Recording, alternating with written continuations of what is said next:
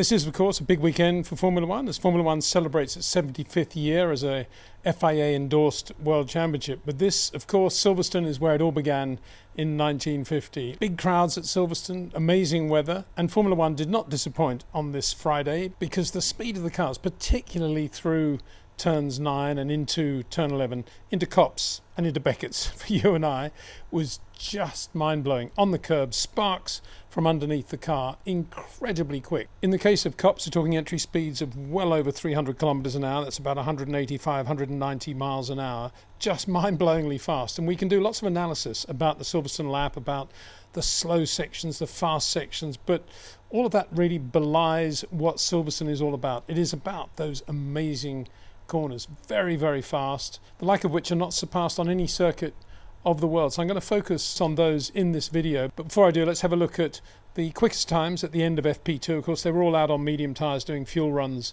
right at the end of that session, the second session, as indeed they were in FP1. But this is how they ended their soft tyre runs. Everybody basically got 2 laps out of the soft, and usually everybody went quicker on the second lap. Lando Norris, quickest, delighting, of course, his home crowd after his win in the Austrian Grand Prix, 25.8.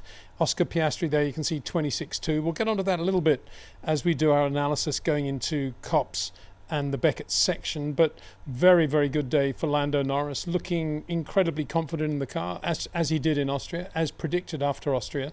But nonetheless, Oscar Piastri is not going to go away. He is going to be quick this weekend, that is for sure. But Lando at the moment, quickest, 25.816. Ferrari, really good all day. Charles Leclerc, sometimes a little bit quicker than Lewis, and then Lewis would go quicker than Charles. Right there, matching Charles almost 10th of a second for 10th of a second. Again, delighting the home crowd. And Lewis, as I said in the video I put out a couple of days ago, a chat I had with Cameron, looking very confident going into the British Grand Prix as well. He might after that amazing pass on George Russell in Austria on the opening lap.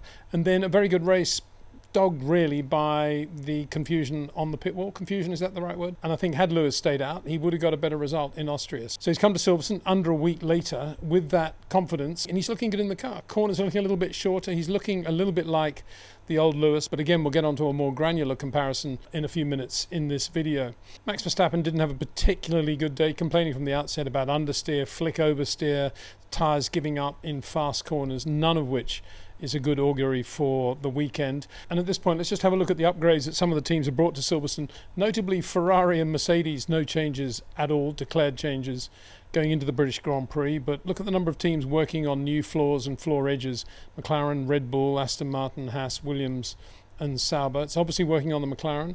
Doesn't appear to be sorted yet on the Red Bull. Too early to say not working at all, but not good for Max Verstappen. Front wing mods for Racing Bulls and Sauber, working very well on both cars, I would say. Engine cover mod for Aston Martin. Also a big improvement, Lance Stroll, very, very quick. We'll get back to that in a minute. Rear brake duct improvement for McLaren. I was thinking about that one. I'm wondering whether or not they're just imagining they're going to have a lot of time with one car closely following another or potentially following another in the upcoming Grand Prix, and therefore they need to get more rear braking into that car, more braking cooling into that car.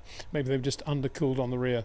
But interesting to see McLaren doing that. And side pod inlets for the Haas. Anyway, getting back to the times, Max Verstappen 26.3 on his second run.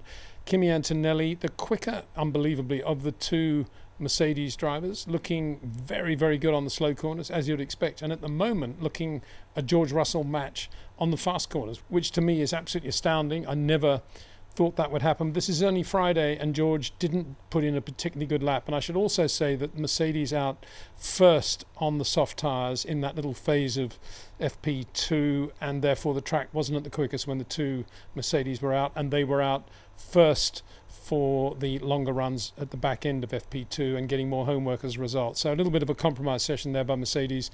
Again, don't read too much into it, but interesting to see Antonelli quicker than George and going very well on the fast corners. Isaac Hadjar, again, very good in that updated Racing Bulls, 26.524. But look at Lance Stroll, 26.430 in the Aston Martin. Quicker than George Russell in the Mercedes, and showing that Aston Martin has found some aerodynamic improvement for Silverstone. So a very good job by him, quicker than Fernando, different setup on the two cars, different spec on the two cars. So going back to Isaac Hadjar 26.5, Liam Lawson just behind him. As I said in the comments on Monday after the race with Cameron, I think it's going to be more difficult for Liam to continue the momentum from Austria, i.e. to be quicker than Isaac, markedly quicker than Isaac Hadjar around Silverstone. Isaac, like Lando Norris, not carrying as much lateral load as he's coming out of the fast corners and getting more acceleration as a result. But we'll get onto that in a second in this video, as I say. Gabriel Bortoleto, again, good in the Sauber. I think scared himself a little bit in the spin, massive spin at Copse Corner. Esteban Ocon, 26.9 in the Haas. Oliver Behrman, 27.2. Yuki Tsunoda, who had to stand down in FP1. The car was driven by Arvid Lindblad, but nonetheless, just about where he always is now. Very disappointing yet again. Carlos Sainz also had a big spin in the middle of Copse, 360, kept it going, and a bit of a moment coming out of turn 8 as well. Nico Hülkenberg and Pierre Gasly, another to have a massive lose through Copse. You saw quite a lot of spins today.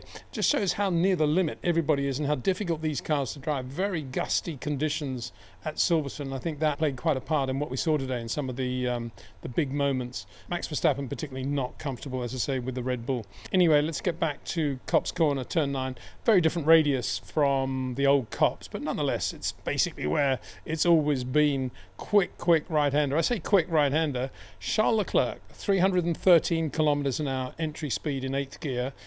Took Copse today on his quickest lap in FP2, on his second run on the soft Pirellis, took it absolutely flat without lifting his right foot. Very, very impressive. Lewis Hamilton on his quickest lap, braking in the middle of Copse. Lando giving it a half lift. Oscar Piastri coming out of the throttle only about 10%, and Max Verstappen coming out of the throttle about 30% going into Copse. The other dramatic bit of road at Silverstone, of course, is Becketts, which basically begins at turn 11 because it's easy flat through turn 10. Turn 11, which is the right-hander, into 12. Turn 12's an interesting litmus test, I think, of bravery, of commitment, of how good the car feels.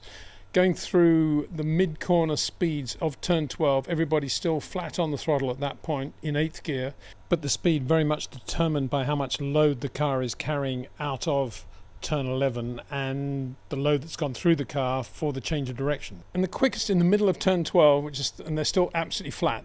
No surprise really, bearing in mind he was flat through Copse, was Charles Leclerc, 278 kilometers an hour in the middle of turn 12 in 8th gear. Second quickest, George Russell, 275. Again, wait and see what happens next.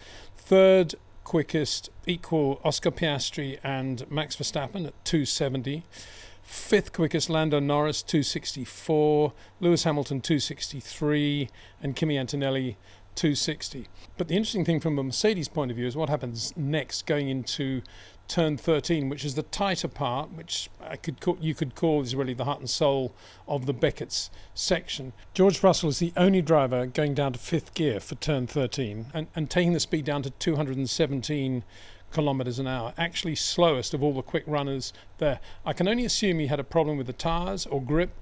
Didn't seem to have a problem with traffic on that lap, or maybe it was some sort of crosswind issue. I'm sure that'll be rectified tomorrow, but that explains a lot of why George was slower than Kimi Antonelli over the lap. It all happened at Becketts there, taking 5th gear when everybody else is in 6th. So let's look at how they compared their car for car. Charles Leclerc in the middle of Becketts, 233 kilometers an hour.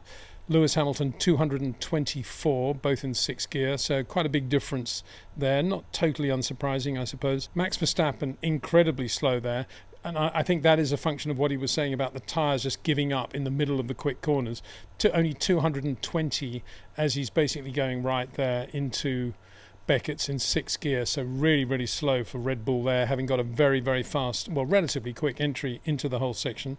George Russell, as I say, very slow there, 217. Kimi Antonelli at the same place, still in 6th gear, 222, so quicker than Max Verstappen through that tighter part of Becketts. And in terms of the McLaren comparison, Lando Norris, 227, and Oscar Piastri, 227, but Oscar having had a quicker entry into the Beckett section. And now let's have a look at the exit, turn 14, which is, they're on the power now, accelerating hard. Lando Norris, 255, as they go through a little marker. And at the same point, Oscar Piastri 10 kilometers an hour slower now, which again bears out what I was saying earlier about carrying load in the car when they're wanting to accelerate. Basically, they're flat on the throttle again.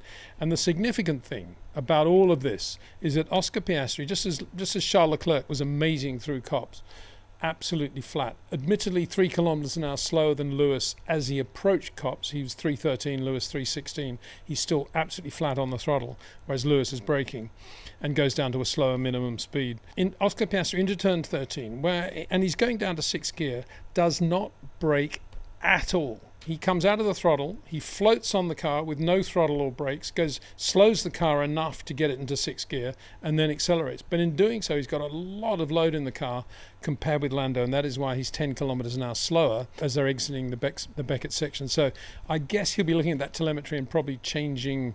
I guess he'll be braking tomorrow, because Lando's definitely braking going into turn 13, braking quite hard, as they all are. So the lap times say it all, of course, in terms of what's going on at Silverstone at the moment. But nonetheless, a big shout out to Charles Leclerc, flat through Copse, not lifting his right foot at all, and certainly not touching the brake pedal with the left foot.